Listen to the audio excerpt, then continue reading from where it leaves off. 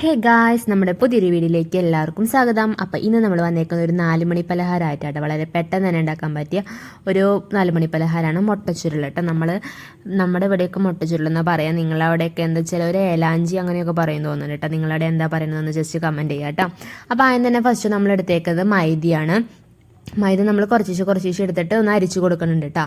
അങ്ങനെ അപ്പം നമുക്ക് ആവശ്യത്തിനുള്ള മൈദ എടുത്തിട്ടുണ്ട്. ഇനി നമ്മൾ അതിലേക്ക് ആഡ് ചെയ്ത് കൊടുക്കുന്നത് ഒരു മുട്ട പൊട്ടിച്ചിട്ടുണ്ട്. പിന്നെ ആവശ്യത്തിന് ഉപ്പ് ആഡ് ചെയ്തിട്ടുണ്ട് കേട്ടോ.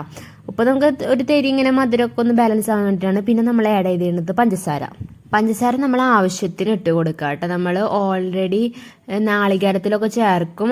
എന്നാലും നമ്മൾ ഈ ബാറ്ററിൽ അത്യാവശ്യം മധുരം വേണം, ഇത്തിരി മധുരം കൂടുതൽ വേണമെന്നൊക്കെ കൂടുതൽ ആഡ് ചെയ്ത് കൊടുക്കുക. നമ്മളിവിടെ ഒരു 3-4 സ്പൂൺ ആഡ് ചെയ്ത് കൊടുക്കുന്നുണ്ട്.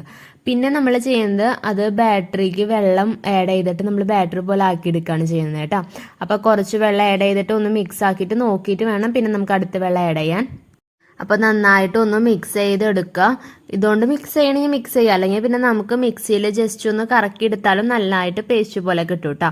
ആ ഒരു പരുവത്തിൽ. അപ്പോൾ നമ്മൾ ഇത്തിരിയും കൂടെ വെള്ളം ആവശ്യമുണ്ട്. അപ്പോൾ നമ്മൾ കുറച്ചും കൂടെ വെള്ളം ആഡ് ചെയ്ത് കൊടുത്തിട്ടുണ്ട്.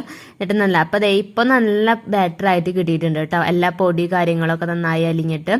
ഇനി നമുക്ക് വേണ്ടതെന്ന് പറയണത് ഇനി നാളികേരമാണ് കേട്ടോ വേണ്ടത്. നാളികേരത്തേക്ക് നമ്മൾ ഒരു പഴം ആഡ് ചെയ്ത് കൊടുക്കുന്നുണ്ട്. പിന്നെ ജീരകം ആഡ് ചെയ്തിട്ടുണ്ട്. പിന്നെ പഞ്ചസാര.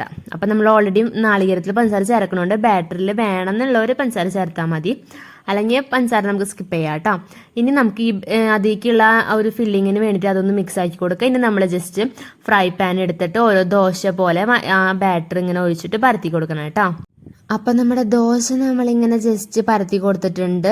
അപ്പോൾ ഇനി നമുക്ക് ഇതിപ്പോൾ ഏകദേശം ഒന്ന് മൊരിഞ്ഞ് വരുമ്പോൾ നമ്മൾ മറിച്ചിടൊന്നും വേണ്ട.